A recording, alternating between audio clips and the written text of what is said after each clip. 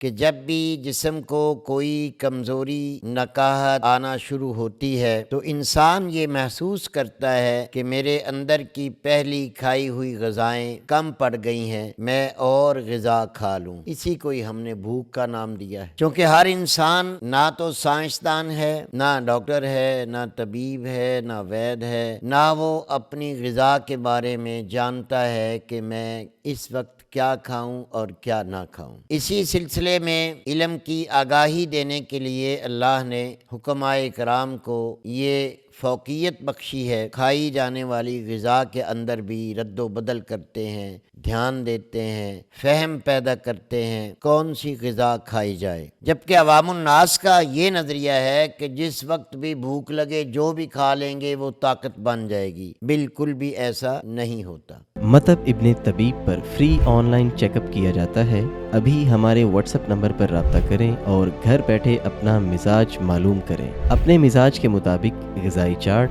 یا دوا کا کورس منگوائیں۔ آئیں فطری اور قدرتی طریقہ علاج کی طرف مطب ابن طبیب کے ساتھ۔